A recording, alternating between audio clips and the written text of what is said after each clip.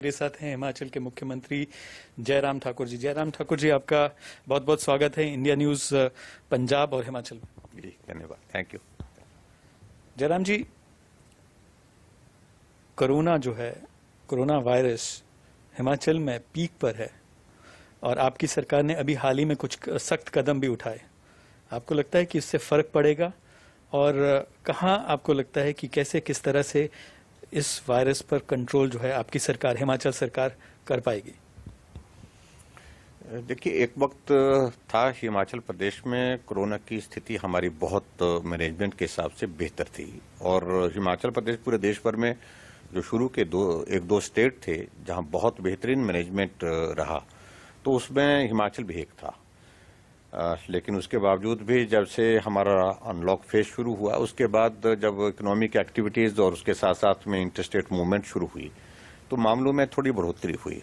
लेकिन पिछले 1.5-2 महीने में हमने देखा कि बढ़ोतरी काफ़ी तेज़ी से हुई है और उसके कारण पे हम जाने की हमने जब कोशिश की तो मालूम पड़ा कि सोशल गैदरिंग जो हमारे काफ़ी अरसे के बाद हुई, शादियां रुकी पड़ी थी, शादियां हुई, शादियों के साथ साथ में धार्मिक आयोजन हुए, बहुत सारे ऐसे प्रोग्राम्स हुए जहां पर लोगों का आना जाना ज़्यादा हुआ और कोविड प्रोटोकॉल को बहुत ज़्यादा वहां पर फॉलो नहीं कर पाए। उसके कारण वो संक्रमण फैला है। लेकिन अब हमने बहुत सख्ती से इस बात के लिए तय किया कि अब जो रियायत दी गई थी, छूट दी थी कुछ चीज़ों को लेकर के, सोशल गैदरिंग्स के मामले में और चीज़ों को लेकर के, उस सारी चीज़ों को लेकर के सख्ती से हमने अब कुछ आदेश किए हैं, जिसमें एक तो ये किया कि रात के 9 बजे से सुबह तक 6 बजे तक कर्फ्यू रहेगा ताकि लोगों की जो मूवमेंट थोड़ा उसको रिस्ट्रिक्ट कर सकें हम। सोशल गैदरिंग जो शाम के समय की होती हैं, तो शादियां वगैरह के इस प्रकार के जो आयोजन होते हैं उनको भी थोड़ा सा हम कम कर सके।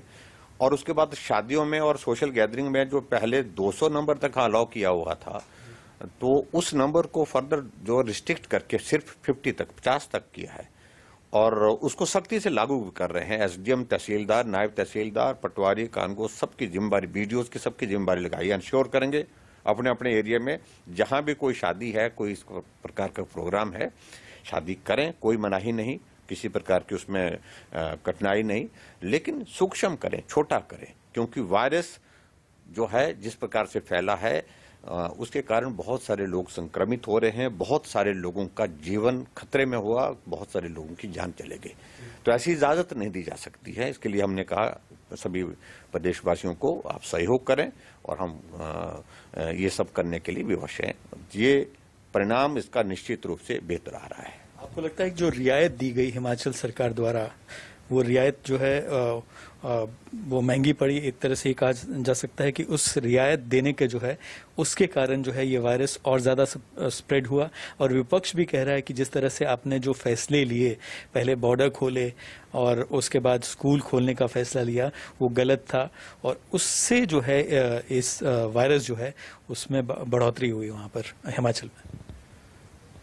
मैं इस बात को लेकर, जहां तक विपक्ष की बात है, उनका तो सिर्फ काम कहने तक का है। उस बात को नहीं समझते हैं कि नेशनल डिजास्टर मैनेजमेंट एक्ट के अंतर्गत जब अनलॉक फेज शुरू हुआ तो केंद्र ने सभी प्रदेशों के लिए कुछ हिदायतें, कुछ शर्तें जो है उसमें जारी की और उसका पालन करना स्वाभाविक रूप से सभी प्रदेशों के लिए आवश्यक थी और सभी प्रदेशों ने किया। एक तरफ से कांग्रेस के लोग भी चाहते हैं, सब लोग चाहते हैं कि हमारी इकोनॉमिक एक्टिविटीज फिर से शुरू हो, पब्लिक ट्रांसपोर्ट शुरू हो, लोगों का आने जाने में किसी प्रकार से कोई कठिनाई नहीं होनी चाहिए, लोगों के व्यवसाय में किसी प्रकार से कोरोना के कारण बाधा नहीं आनी चाहिए। जब ये सारी चीजें पूरे देश भर में खोली तो हिमाचल ने खोली तो गलत नहीं किया, क्योंकि ये भी बहुत इंपॉर्टेंट था। टूरिज्म के सेक्टर में बहुत बड़ा नुकसान हुआ है और पूरे देश दुनिया में हुआ, हमारे प्रदेश में बहुत बड़ा नुकसान हुआ है। ऐसी सूरत में हमने टूरिज्म को भी एक एसओपी के अंतर्गत जो है ला करके जो है उसमें शुरुआत की। लेकिन जो मैं कह रहा हूं सबसे बड़ी इसमें जो दिक्कत है, कठिनाई है, वो ये है कि मानवीय स्वभाव है। हम रिस्ट्रिक्शन थोड़ी देर तक अपने ऊपर लागू करने के लिए तो मान लेते हैं, लेकिन लंबे समय तक हमारा ये स्वभाव है, मानवीय स्वभाव है कि लंबे समय तक जो है इसमें जो है वो बहुत देर तक जो है इंतजार करना संभव नहीं हो पाता। और इसी कारण से शुरू के दौर में गंभीरता थी, जो कहा जाता तो लोग सुनते थे और मानते थे। लेकिन अब के दौर में क्या अंतर आ गया कि लोग, हम जितना मर्जी कह रहे हैं, कोई भी सभी प्रदेशों की सरकार की स्थिति ऐसी है, कह रहे हैं लेकिन लोग सुनते, लेकिन उसको मानने की वजह कि उनको लग रहा है कि बहुत लंबा हो गया, कब तक ये सारा करेंगे। तो ऐसी परिस्थिति में आखिरकार जब लोगों में कैजुअलनेस आई, गंभीरता कम हुई, तब हमको फिर से सख्ती की ओर बढ़ना पड़ा। इसलिए क्योंकि वायरस बहुत खतरनाक है, बहुत सारे लोगों की जान चले गई, बहुत सारे लोग जो है इसके वायरस के चपेट में आकर के प्रभावित हुए। तो इसलिए इसको रोकने के लिए जब तक दवा नहीं, जब तक वैक्सीन नहीं आती, तब तक के लिए हमारे पास रास्ता एक ही है। वो रास्ता यही है कि हम सावधानियां जो बताई हैं, मास्क पहने, मास्क पहन करके जाएं, सोशल डिस्टेंसिंग करें, अवॉइड करें भीड़ वाले इलाके में जाने के लिए, और उसके साथ साथ में जो शादियों और ये जो सेलिब्रेशंस हैं इनको हम कम करें। मैं ये भी कहना चाहता हूं कि हिमाचल शायद पूरे देश भर में ऐसा है जिसमें जहां चीफ मिनिस्टर ने अपने आप कहा कि हम 20 दिन कोई प्रवास नहीं करेंगे, हर एक पर हम वर्चुअली कर रहे हैं। जो कार्यक्रम जो हम जितने भी कर रहे हैं वर्चुअल कर रहे हैं। सारे मिनिस्टर के प्रोग्राम कैंसिल किए, सारे एमएलए के प्रोग्राम कैंसिल किए कि आप जो है फिजिकली कुछ नहीं करेंगे, कोई उद्घाटन शिलान्यास नहीं करेंगे, जो भी करेंगे वर्चुअली करेंगे। तो आप कह रहे हैं कि ये जो सख्ती आपकी सरकार ने अब की है, ये सख्ती जारी रहेगी, और दूसरा आपको लगता है कि जो पीक आया है, जिस तरह से मामले बढ़े, उसको कम करने में मदद मिलेगी? आप कह रहे हैं कि जब तक दवाई नहीं तब तक ढिलाई नहीं। देखिए, एक बात तो मान करके हमको चलना पड़ेगा कि इस वायरस का करैक्टर बहुत अलग तरह का है। किसी रीजन में इसका पीक का समय अलग से निकला, किसी रीजन में अलग से निकला। तो हम ऐसा अनुभव कर रहे हैं, महसूस कर रहे हैं कि हिमाचल प्रदेश की परिस्थिति में आजकल के दिनों में जो ये लग रहा है, ये पीक की तरफ है। तो मैं समझता हूँ कि बहुत लंबा नहीं चलेगा, और थोड़े अरसे के बाद ये जो है ये पीक डाउन आएगा। और जो हमने सख्ती की है, उस सख्ती का परिणाम भी आ रहा है। लोग भी थोड़ा गंभीर हुए हैं, और उसके साथ लोगों ने थोड़ी सावधानियां भी बरतनी शुरू की है, और लोगों की सावधानियों के साथ साथ में निश्चित रूप से हम इसको कंट्रोल करने की परिस्थिति में बहुत जल्दी हो पाएंगे। मुख्यमंत्री जी, केंद्र सरकार की तरफ से जो संकेत मिल रहे हैं उसमें ये कहा जा रहा है कि वैक्सीन जल्द आएगी। वैक्सीन को लेकर किस तरह से वैक्सीन जो है फ्रंटलाइन वर्कर्स और पूरी आम जनता को, एक एक जन को मिले, क्या आपकी सरकार ने इसकी तैयारी की है, तैयारी कर ली है, तैयारी मुकम्मल है?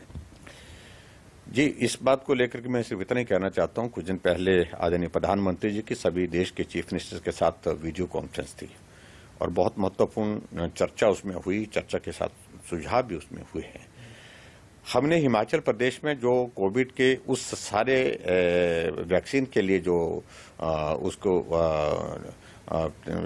कोल्ड चेन की जो जरूरत है, और उसके बाद आगे जो सारी चीज़ों को लेकर के उसमें किस प्रकार से लोगों तक पहुंचाना है, किस प्रकार का उसका इम्प्लीमेंटेशन होगा, उन सारी बातों को लेकर के विस्तार से निर्णय कर लिया, चर्चा कर ली है, निर्णय कर लिया है। सारी व्यवस्था हमारी तैयार है, और उम्मीद है हमको जब भी वैक्सीन आएगी तो निश्चित रूप से हिमाचल प्रदेश में उस तैयारी के साथ हम आगे बढ़ेंगे, और बहुत बड़ी राहत जो है वो प्रदेश के लोगों को भी होगी, देश के लोगों के लिए भी होगी। मुख्यमंत्री जी, दूसरा एक बड़ा मुद्दा जो किसान कानून को लेकर, जो 3 कानून जो है केंद्र सरकार लेकर आई, उसको लेकर जो है विरोध किया जा रहा है। उसको लेकर पंजाब हो, हरियाणा हो, उत्तर प्रदेश हो, और अब हिमाचल के बागवान भी उसमें जुड़ रहे हैं। वो भी कह रहे हैं इसका इन कानूनों का विरोध कर रहे हैं। आपका क्या मानना है कि जो ये बातचीत केंद्र और किसान संगठनों के बीच चल रही है, आपको लगता है कि बातचीत से ही हल होगा? लेकिन किसान कह रहे हैं कि जब तक कानून वापस नहीं होते, बातचीत के कोई मायने नहीं है। नहीं, एक तो मैं इसमें बड़ा स्पष्ट करना चाह रहा हूं कि ये आंदोलन वास्तव में किसानों का आंदोलन नहीं, ये नेताओं का आंदोलन है। नेता इसको पीछे से संचालित कर रहे हैं। हालांकि किसान संगठन की ओर से ये कहा गया कि हम किसी भी नेता को उसमें प्रवेश नहीं देंगे, किसी भी नेता का दखल नहीं करेंगे, किसी भी पार्टी को मंच नहीं देंगे। लेकिन वो झंडे लेकर के पहुंच गए उनके बीच में, और ऐसी परिस्थिति में वो ना मना करने की परिस्थिति में है, ना कुछ करने की परिस्थिति में। लेकिन इस मामले को लेकर बड़े स्पष्ट होने की आवश्यकता है कि 2019 के लोकसभा के चुनाव में कांग्रेस पार्टी का घोषणा पत्र आता है, और कहते हैं कि किसान के हित के लिए इस प्रकार के बिल की आवश्यकता है। हम सत्ता में आएंगे तो अब बिल लाएंगे, हम ये सुधार करेंगे कृषि के क्षेत्र में जो है इस बिल के माध्यम से सुधार करेंगे। शरद पवार जी ने जो है जब कृषि मंत्री थे उस वक्त उनने बड़ा स्पष्ट एक प्रयास किया कि सभी प्रदेशों के लिए कहा गया कि भाई आप इन सुधारों की तरफ आगे बढ़िए। जहां कांग्रेस शासित राज्य थे वहां उनको कहा कि आप अपने स्टेट में जो है इसको पायलट प्रोजेक्ट के नाते जो है शुरुआत करिए। और यहां तक कहा गया कि भी अगर आप लोग जो स्टेट इसको लागू नहीं करेंगे तो उनके लिए केंद्र की ओर से मदद रोक दी जाएगी। और आज जब भारतीय जनता पार्टी की सरकार इस बिल को उसी रूप में लगभग उसी रूप में उसी शेप में लाई और उसके बाद उसका विरोध करने का औचित्य क्या है? महज सिर्फ राजनीति, क्योंकि मोदी जी लाए, बीजेपी की सरकार, एनडीए की सरकार, इसका विरोध करना है। और एक प्लेटफॉर्म जहां जिन लोगों को राजनीतिक दृष्टि से जमीन नहीं मिल रही है, पिछले कुछ अरसे से, काफी अरसे से जमीन निकल गई है देश की, प्रदेश की, अपने अपने, तो वो लोग इकट्ठा होकर के राजनीति कर रहे हैं। और मैं समझता हूं कि किसानों का बहुत बड़ा वर्ग इस बिल का स्वागत कर रहा है। हिमाचल प्रदेश में कहीं भी बंद का असर नहीं हुआ। कोई किसान इस बात को लेकर के, सिर्फ वो राजनीतिक दल, चाहे वो कम्युनिस्ट पार्टी है चाहे वो कांग्रेस पार्टी है, इसलिए कि मोदी जी ने लाया, इसलिए कि मोदी जी के खिलाफ एक मंच हमको जो है उपयोग करने के लिए मिल गया है जहां पर हम शोर डाल करके उनके खिलाफ बोल सके, लेकिन कहीं सफलता नहीं होगी। और दूसरी बात, संवाद एक बहुत बड़ा माध्यम है किसी भी विवाद का समाधान करने के लिए। हमारे केंद्रीय नेतृत्व ने बड़ा स्पष्ट किया है कि आओ, मिलो, बैठो, चर्चा करो, कहां आपको ऐतराज है, क्या आपका सुझाव है, उन सुझावों पर बात करिए। तो आपको लगता है कि बातचीत से ही समाधान निकलेगा, हल निकलेगा? सरकार भी कह रही है, केंद्र सरकार भी कह रही है कि बातचीत का जो रास्ता है वो खत्म नहीं हुआ। बातचीत जो है, केंद्र सरकार जो है बातचीत आगे जारी रखना चाहती है। प्रस्ताव दिए हैं उन्होंने किसान संगठनों को, और अब किसान संगठनों को उस पर विचार करके सरकार के साथ बातचीत करनी है। तो आप, सरकार भी साफ कर चुकी है कि बातचीत का जो रास्ता है वो टूटा नहीं है, बातचीत जारी रहेगी। लेकिन आपको लगता है जहां ये जो गतिरोध है, जब तक, क्योंकि किसान संगठन एक बात पर अड़ गए हैं, वो कह रहे हैं कि जब तक ये कानून वापस नहीं होंगे, जब तक जो प्रस्ताव, जिस तरह के प्रस्ताव जो है सरकार की तरफ से भेजे गए हैं, वो उस पर सहमत नहीं है। देखिए, जहां तक इसमें इस बिल को लेकर के इस सारे विवाद की अगर जिस तरह से उठाने की कोशिश की है, मैं कह रहा हूं पहले से कि किसान का बहुत बड़ा वर्ग जो है, बहुत बड़ा वर्ग इसमें सहमत है कि इसमें कतई भी कोई इस प्रकार की ऐसी बात नहीं जिसका विरोध किया जा सके। और दूसरी बात, किसान के लिए जो आदरणीय मोदी जी ने पिछले कुछ अरसे से सोचा है, जो किया है, वो आज तक के इतिहास में नहीं है।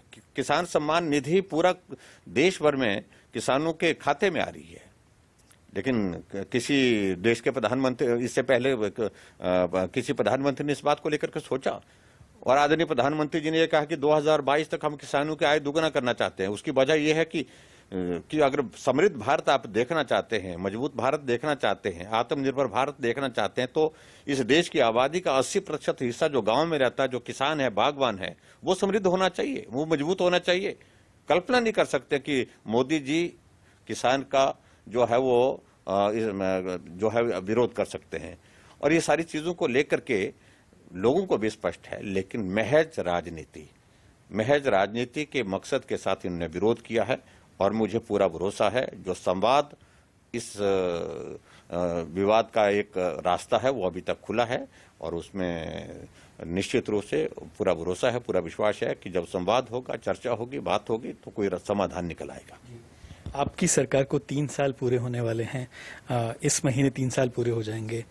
3 बड़े ऐसे काम जो आपने 3 सालों में आपकी सरकार ने किए हों, और 3 बड़ी चुनौतियां जो आपको लगी हो कि ये वायरस तो एक सबसे बड़ी चुनौती रही, ना सिर्फ हिमाचल के लिए बल्कि पूरे देश भर के लिए, विश्व भर के लिए, लेकिन 3 बड़ी आपकी सफलताएं और 3 बड़े जो चुनौतियां आपके लिए रही पिछले 3 साल।